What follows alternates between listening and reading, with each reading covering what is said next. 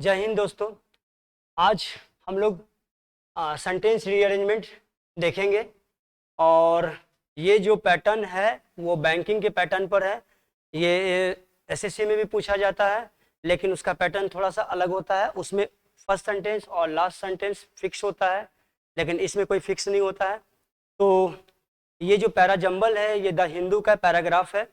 इसमें क्या है ना कि सेंटेंस को पैरा प्लस जंबल उल्टा सुल्टा कर दिया गया है, आपको अरेंजमेंट करना होता है। तो आज हम लोग देखते हैं इसका अप्रोच क्या होगा, कैसे इसको सही ढंग से एग्जाम में अरेंजमेंट किया जाए और इसमें ज़्यादा टाइम भी नहीं देना है। होता क्या है ना, इंग्लिश मीडियम के जो बच्चे होते हैं उनका तो ठीक है चलो, लेकिन जो हिंदी मीडियम के बच्चे होते हैं वो इसको ट्रांसलेट करते हैं, लेकिन पूरा लिटरली ट्रांसलेट नहीं करना चाहिए। अप्रोच क्या होता है चलिए देखते हैं। सबसे पहले आपको इसमें मैंडेटरी पेयर बनाना पड़ता है। मैंडेटरी पेयर का मतलब होता है कि आपको अनिवार्य जोड़ा बनाना पड़ेगा। इस सेंटेंस का जोड़ा यही होगा, और कुछ बातों का छोटी छोटी बातें हैं उसको भी ध्यान में रखते हुए इसको सही किया जा सकता है। सबसे पहले एक बार ये बात होना चाहिए कि फर्स्ट सेंटेंस कौन सा होगा, लास्ट कौन सा होगा। तो कंजंक्शन से सेंटेंस की शुरुआत नहीं करनी है। पहली बात, कंजंक्शन से सेंटेंस की शुरुआत नहीं करनी है। दूसरी बात कि अगर आपको कहीं पर सपोज डैट डिटर्मिनर ए या एन लिखा हुआ मिल जाए और यहाँ पर कोई नाउन है, मान लीजिए मैंने बैंक लिख दिया, एक नाउन बैंक, और ऑप्शन ए में है ये, और ऑप्शन डी में लिखा गया है फिर से द बैंक, द बैंक। तो जो पहले ए और एन वाला ऑप्शन है यही फर्स्ट होगा, देन आफ्टर आपको द बैंक का यूज करना है, अरेंजमेंट करना है।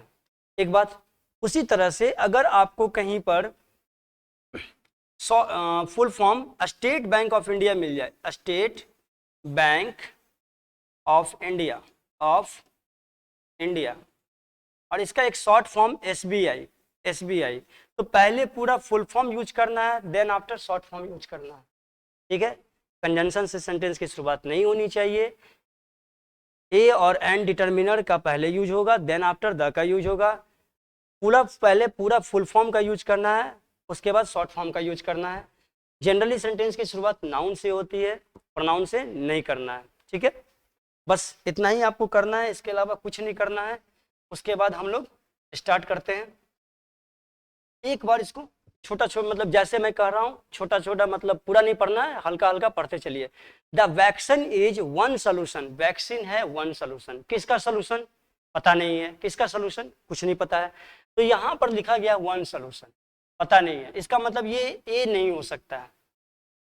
1 2 3 4 5 6, जो नहीं हो रहा है मैं उसको ऊपर लिख रहा हूँ, ए नहीं हो सकता है। Our only hope that this COVID-19 issue is resolved faster and it is left behind us। हमारी एकमात्र आशा है कि ये जो कोविड इशू है ये जल्दी से खत्म हो जाए, इसका सोल्यूशन हो जाए और ये हम लोगों के पीछे छूट जाए, मतलब ये पास्ट हो जाए। ये हो सकता है, ये हो सकता है, इसकी पॉसिबिलिटी है, ये इसकी पॉसिबिलिटी है, ये हो सकता है। फिर लिखा हुआ है विच मीन्स, इसका मतलब, किसका मतलब, विच मीन्स इसका मतलब, ये भी फर्स्ट नहीं हो सकता है, से भी खत्म। फॉर दैट, इसके लिए, a miracle has to happen, एक चमत्कार की जरूरत है। किसके लिए पता नहीं है, तो ये भी नहीं हो सकता है, ये भी नहीं होगा। इन एवरी सेटबैक, सेटबैक का मतलब होता है फेलवर, असफलता। प्रत्येक असफलता में वी हैव ए कैपेबिलिटी, हम लोग में एक योग्यता होती है, कैपेबिलिटी होती है, टू कन्वर्ट, उसको कन्वर्ट करने की, इट इनटू एन अपॉर्चुनिटी, उसको अपॉर्चुनिटी में बदलने की। प्रत्येक असफलता में हम लोगों की कैपेबिलिटी होती है कि हम लोग उसको अपॉर्चुनिटी में बदल दें, वो ये भी फर्स्ट हो सकता है। अभी सिनेरियो को देखते हुए इसको भी हम लोग रख देते हैं, यहाँ नहीं, सॉरी यहाँ रखना है ई। सो इसलिए फ्रॉम दैट एंगल, उस एंगल से, उस दृष्टिकोण से, आई बिलीव, मुझे विश्वास है, सम साइंटिस्ट, कुछ वैज्ञानिक अक्रॉस द वर्ल्ड, पूरे विश्व भर में, विल कम, वो आएंगे, एंड गिव अस, और हम लोगों को देंगे, क्या देंगे, एन अर्ली सोल्यूशन, बहुत जल्दी सोल्यूशन। तो मैं जब ये पढ़ रहा हूँ ये स्टेटमेंट, तो मुझे लग रहा है वो उस दृष्टिकोण से, कौन सा दृष्टिकोण से आपको ऐसा लग रहा है, कब आप, कौन सा ऐसा दृष्टिकोण है, कौन सा ऐसा एंगल है कि आप ऐसा विश्वास करते हो कि कुछ साइंटिस्ट आएंगे और उसको जल्दी से रिसॉल्व करेंगे, वो दृष्टिकोण आपको यहाँ दिख रहा है।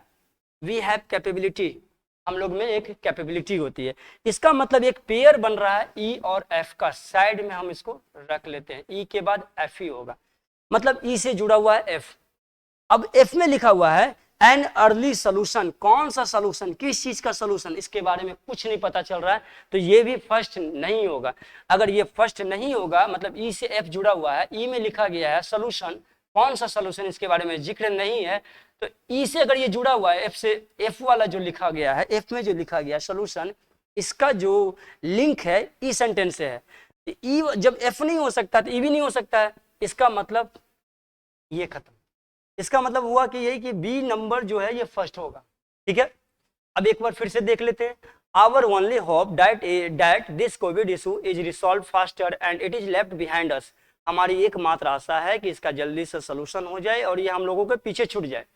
इसके लिए क्या चाहिए, इसके लिए मिरेकल चाहिए, वो यहाँ लिखा हुआ है, तो बी के बाद डी ऑप्शन, इसके लिए एक मिरेकल चाहिए।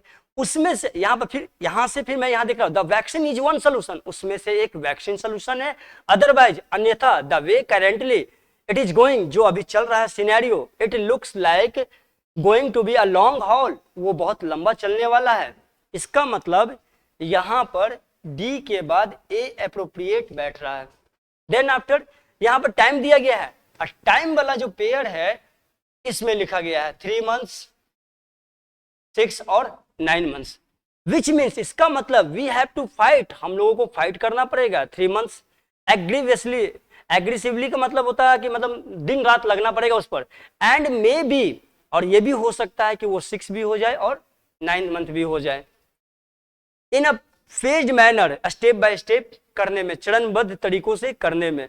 तो ए के बाद सी 100% सही है। अब बचा दो बचा तो पहले से पता है, ई और एफ, बस यही अप्रोच है, बहुत आसान है, इसमें कुछ नहीं करना है, आपको केवल पेयर बनाना है।